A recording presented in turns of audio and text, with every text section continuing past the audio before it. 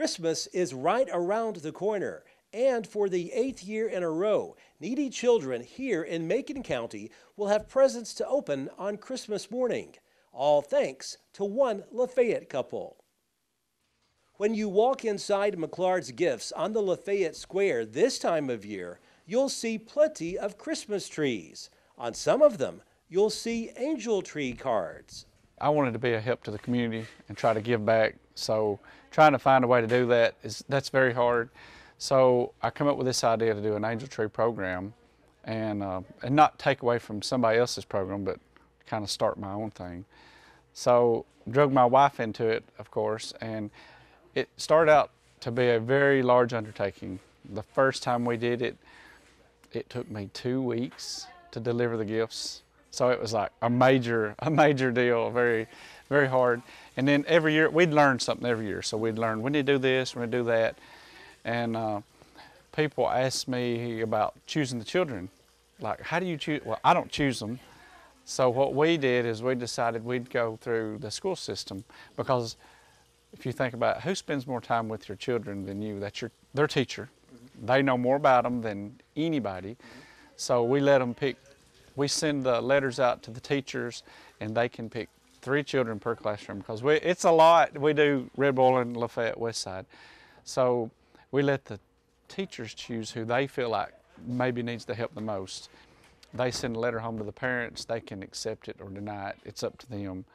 And then they send it back, and then we fill these little things out and hang them on the trees all over McClard's, thanks to Cynthia up here at McClard's Gifts. When Chuck Wilmore asked Cynthia McClard about using her business as a place where customers could see the need for area children, McClard says it was a no-brainer. Because we always want to give back to the community, and there are a lot of people that need help, and we need help identifying them and helping, because we really want us to bring back community to Lafayette. Lafayette used to be the epitome of community, and it still is in a lot of ways. Anytime there's a need for something, it's over and abundant. So that's what we wanted to do. Oh, we're thrilled. And there are other people now. At that time, we were the only ones doing an angel tree, and now other businesses have picked it up, and it's just really gratifying to see the community come together. We learned the first couple of years we would deliver these gifts, and we'd have a massive sack.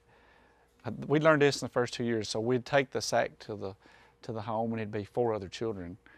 And that's pretty hard to leave all these gifts for one child, which those children, the other brothers and the siblings were great, but we learned that's not going to work. So now, if we get one child from school, we take the whole family, that immediate family. So when we deliver gifts, that one child doesn't get it, but they all get something. And they usually have, the people's been amazing to give. So they don't have just a little box.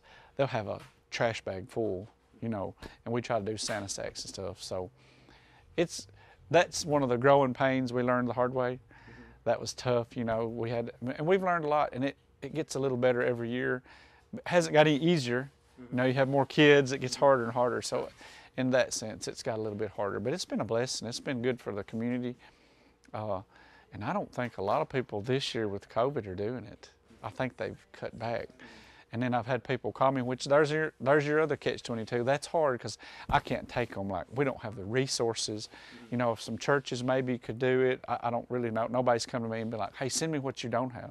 I'd be glad to do that. But I've been in it long enough, I'm getting the phone calls of people wanting to be on it, and I understand that. But I've learned, what I've really learned is the people that need the help won't ask for it. They'll never ask. So that's why we decided to go through those people. Nobody knows who they are. They don't know their name. They just know their age, a boy and a girl. So we keep it very confidential.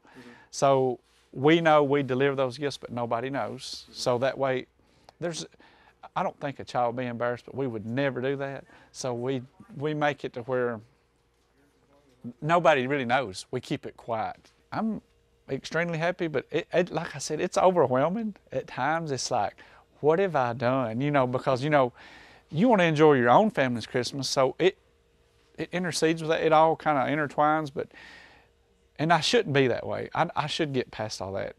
And when it's all done, I'm grateful that we went through all that, because this year I was on the fence about, man, all this COVID. COVID stuff going around, and I thought, well, that'd be a cop-out for me.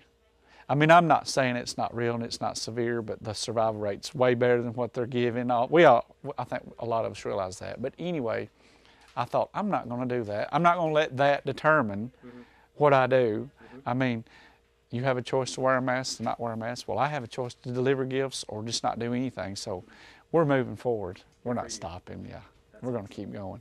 If you would like to help a needy Macon County child, simply pick up a card at McClard's and return your gifts to American Exterior Supply in Lafayette by December 7th.